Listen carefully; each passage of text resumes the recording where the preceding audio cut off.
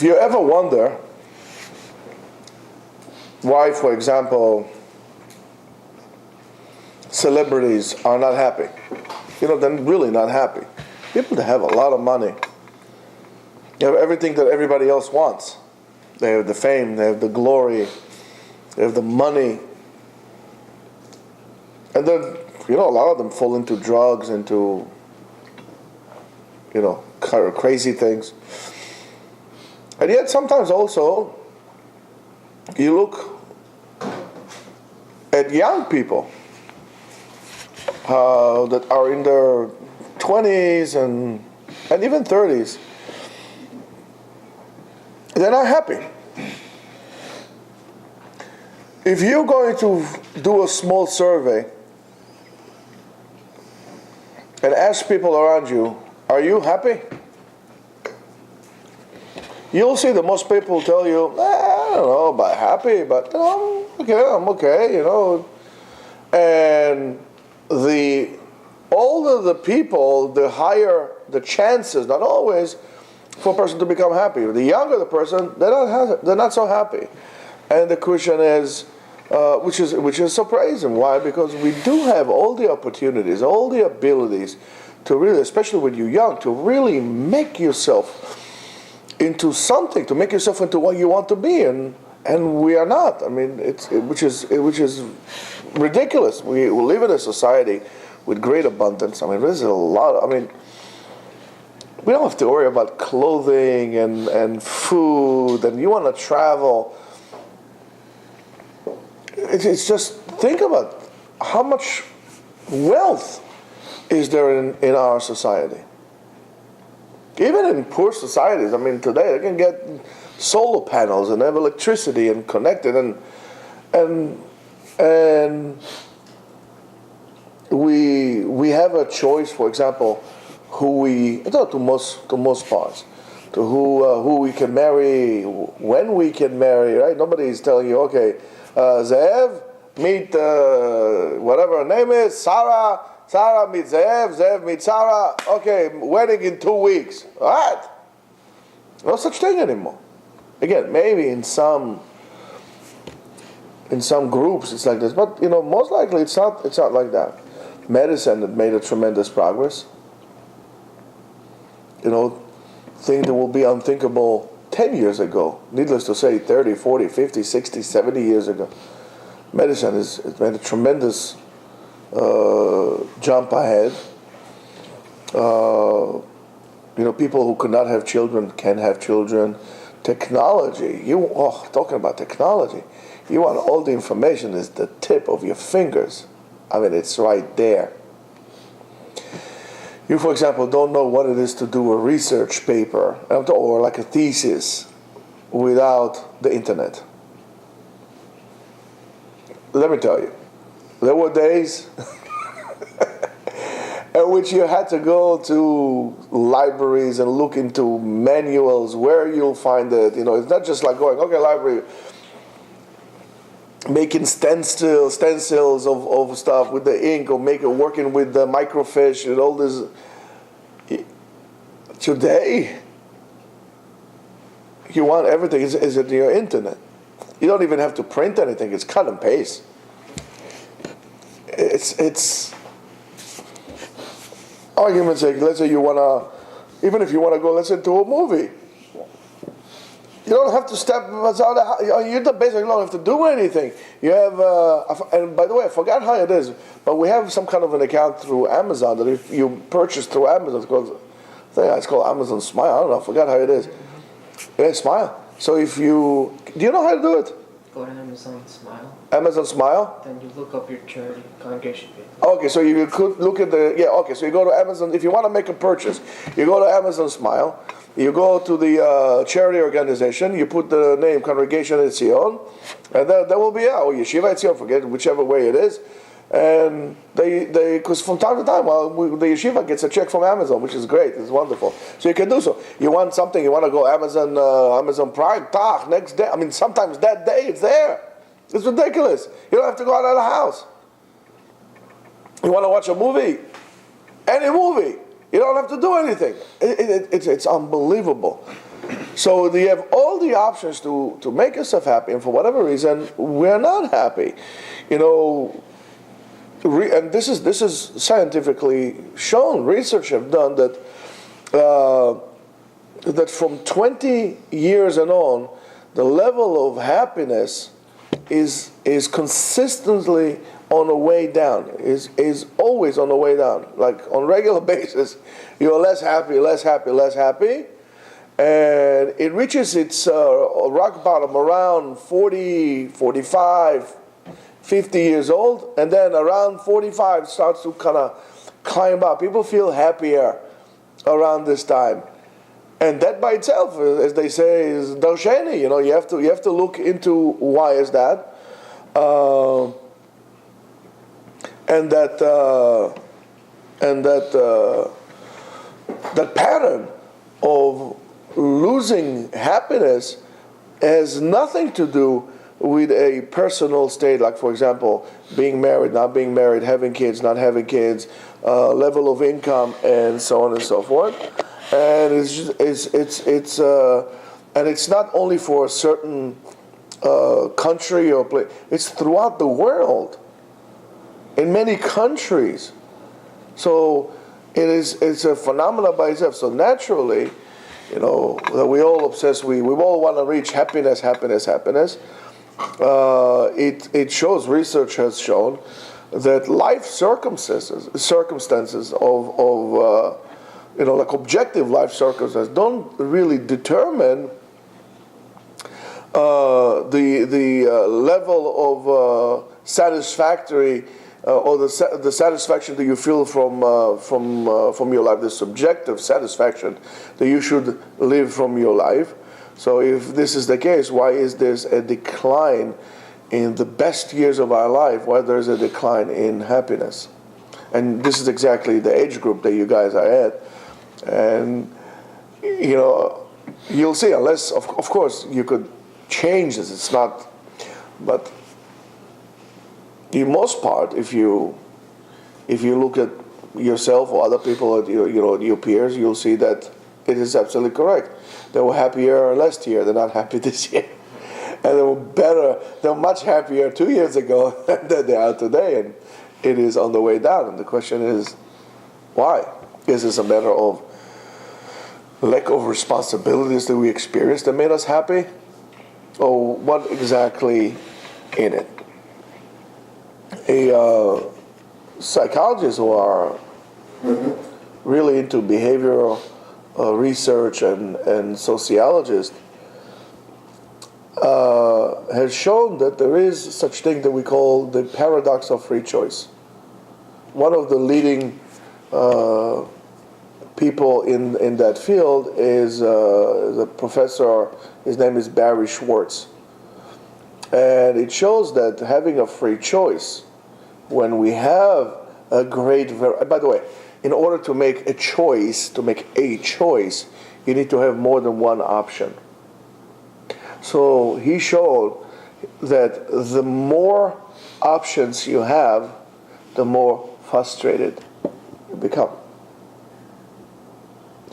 And he says that, for example, there's a certain frustration. Let's say you pick a certain, let's say a laptop, okay?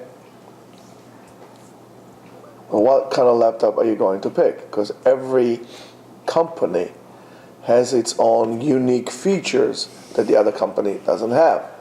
So this one will have a greater RAM, the other one will have a faster processor. This one has this kind of operating system. Needless to say, the difference between a regular PC and a Mac. Mac is great, but certain programs, and blah, blah, blah, and on and on and on. So I don't know what to make. You want to buy a digital camera. What a frustration of that. You want to buy a smartphone. Forget about that altogether. Should I go Samsung? Should I go, I don't know, whatever is out there. I don't know, whatever is out there. I don't really care. Maybe because I'm happy, that's why I'm happier than you. But, you always have, because you have a lot of to choose, you always have a sensation that you're actually missing out on something. You feel that you need to give up on something. I mean, think about it. It's ridiculous. Let's say arguments. Let's take the two features, the two classic iPhones. Let's say we have telephone. The iPhone and we have a Samsung. Argument's sake, right? That's a very popular one. So their iPhone has certain things that Samsung does not have. How do you call this? FaceTime, right? You can FaceTime somebody that doesn't have it. But I like the way Samsung operating system is better than iPhone. But I really want to have this. How do you call it? That's a FaceTime. I really want to have FaceTime. But it's expensive also, and I don't know. Fine, I'll go with the Samsung. You know, what do you mean, fine, I'll go with the Samsung? It's an awesome machine, this thing. This is amazing. This is the world at your fingertips. You have internet, you can WhatsApp, whatever. Everything is there. Why are you so sad? What's your problem? What's your problem? But the sensation that I always have to give, because this one doesn't have the same thing, because if they were exactly identical, there will only be one variety. And so I always have to make, oh my goodness, I don't know what to do. You go to a store, right? Everything is on sale. 70%, not up to. The whole entire store, 70%. Ooh, you see sneakers, right? Or you see, well, which one should I get? I want this one. They're more comfortable. They're lighter. This one. And then you go out of the store and you feel frustrated. You bought something. You really want it. 70% off. But you really want the other stuff in the store so much. So if you're a buffoon, you're going to buy like 5 pairs of sneakers, right? So you're going to buy 5 different pairs of sneakers and you're still going to think about the 50 other that you left in the store. You're never happy. You have to understand. Free choice, to have a choice is a wonderful thing, but you have to learn how to actually make the choice. People were getting along better when they didn't have so many partners in their lives. You know, it's a ridiculous number that 50% of the people that get married in the United States are going to get divorced. When you're getting married, you have 50% chance not to make it. If you look at Jewish numbers, the intermarriage rate, right, is tremendous. It's about 56% of all Jews put together. However, among intermarried couples, the divorce rate is 75%.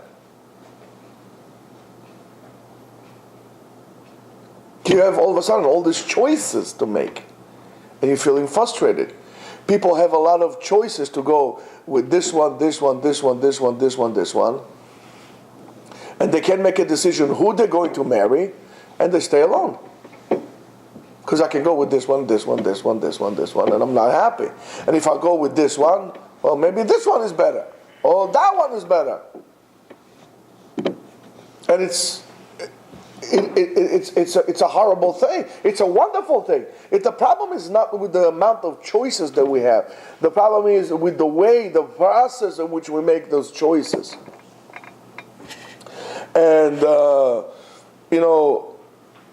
and of course, every little thing that you're not going to find that is not going to be good, or you see as a defect or lacking in the item that you pick, is going to become a point of disappointment. You're going to be disappointed with that. Oh man, I really wanted this, but I wanted that. Okay, well, I'm disappointed now. I'm just, I should not have done this. Right, Mike? You go on a trip. Where can you go on a trip today? Where can you not go on a trip today? Okay, let's see. North Korea, probably. I cannot go on a trip. Anywhere else I can go. You want to go to Yemen? You can go to Yemen. Yeah, they're going to blow your head off. But, in terms of restriction, the only place in the world you cannot go is North Korea.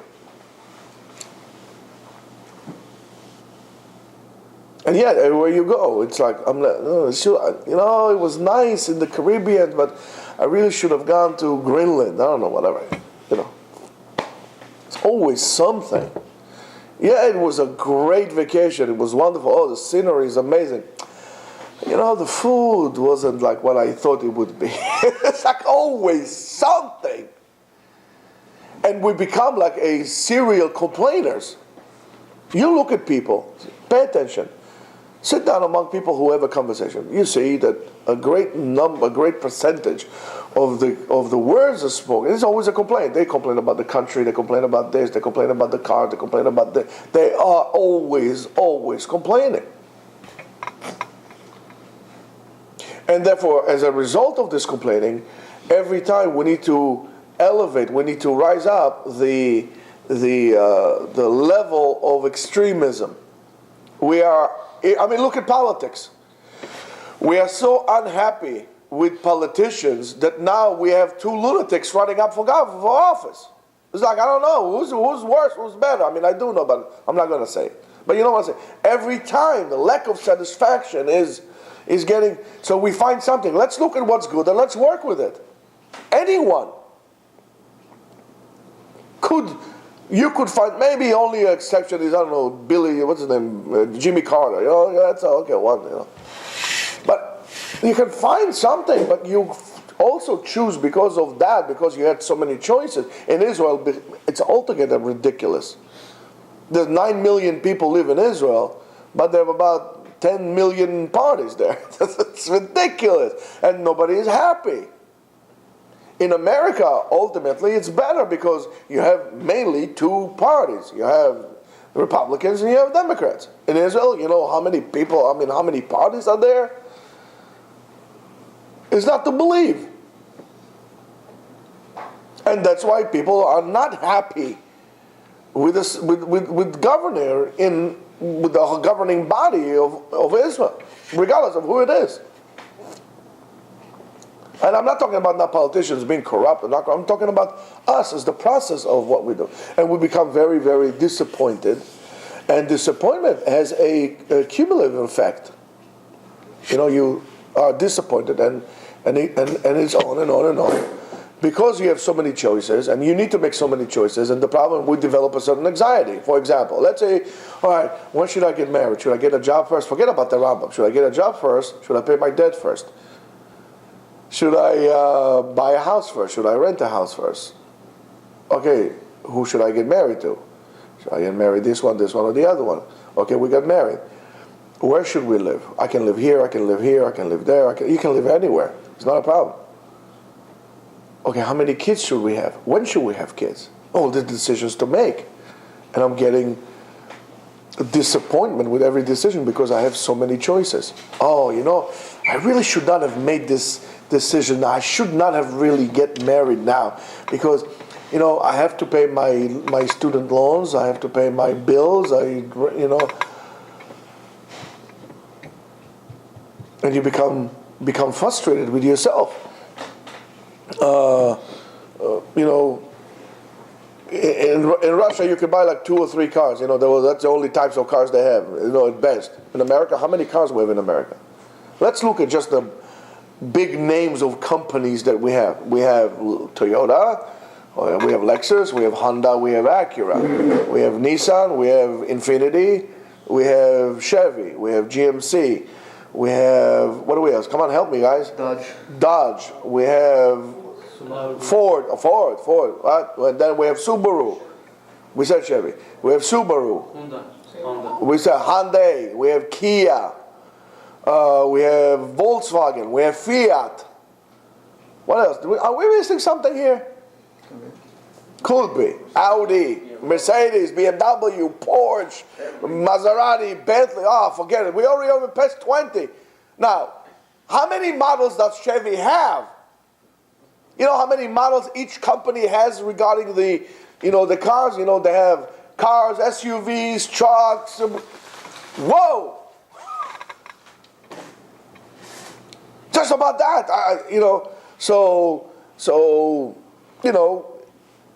forget about what should I take in school. Forget about what should I take in school. You wanna learn about making decisions. Should I read which email? Let's say you come in, you open your email. You have 10 emails coming. Do you have a system? How do you check your emails? Oh, maybe I check. Oh, Rabbi Yoel sent me email. Oh, forget him. That's, I'm not going to look at his email and put it like, which one could I go first? Right?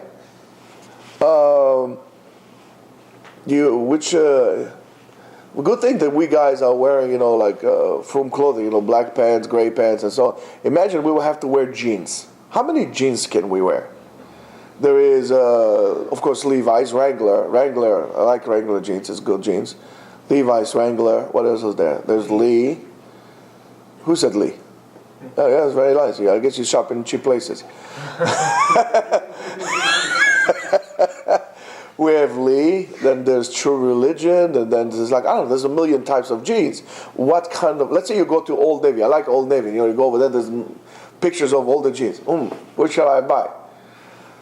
Boot cut, relax cut, classic cut, fit cut, because I'm not so fit, skinny jeans. It's like, please, forget it. I don't want jeans.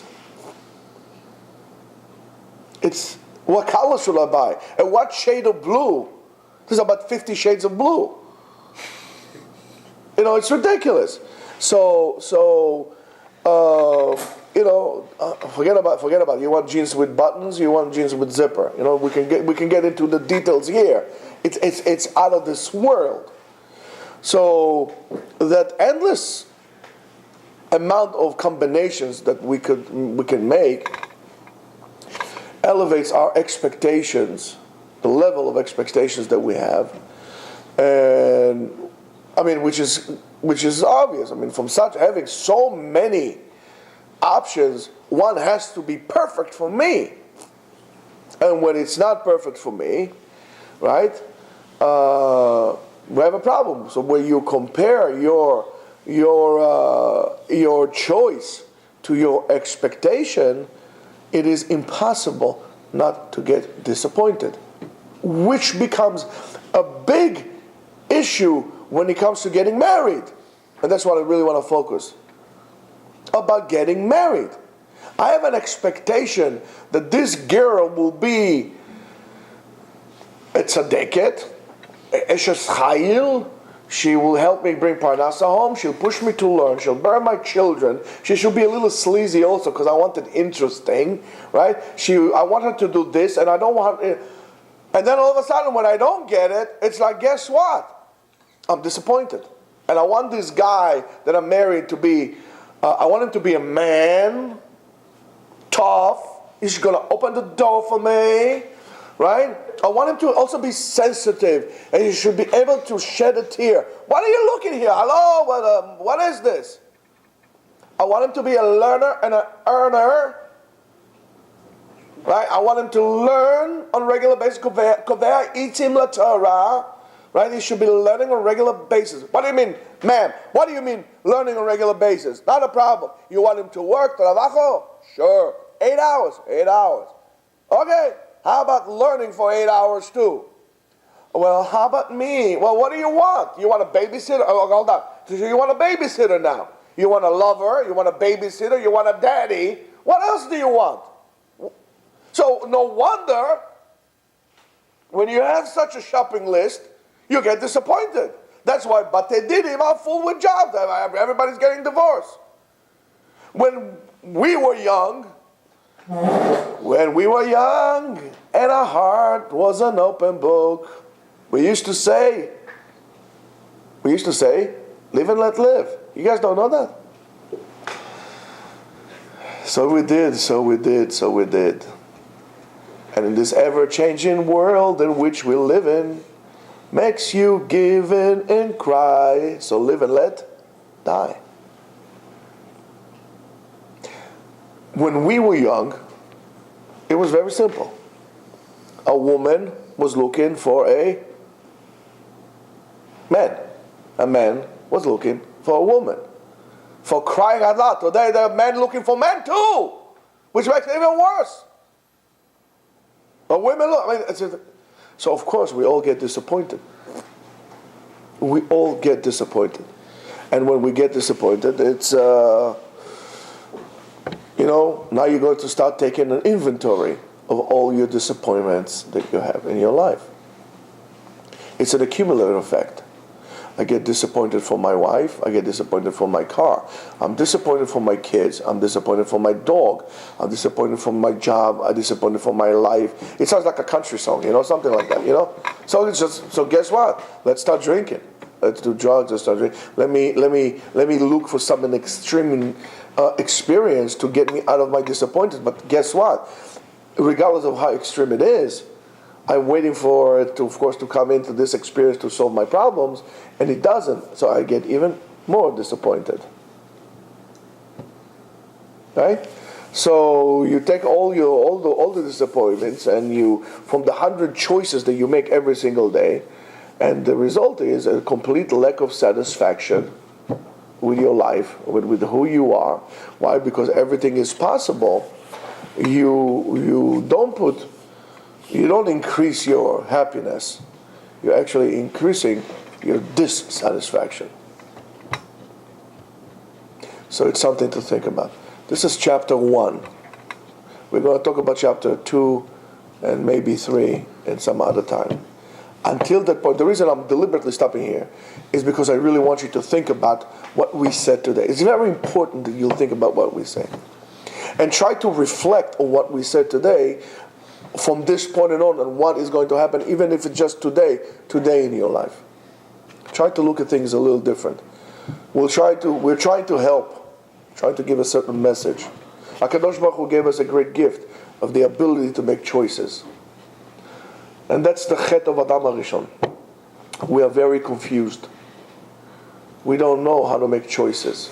We can't distinguish between good and bad. We don't know what is it that we want out of life. And therefore everything that we have there, all the great choices there, instead of serving us and making us very fulfilled and happy in our life, just makes us miserable. So have this in mind and have a very happy and lack of choices day, just at least for today, until we solve the problem. Okay? Have a great day.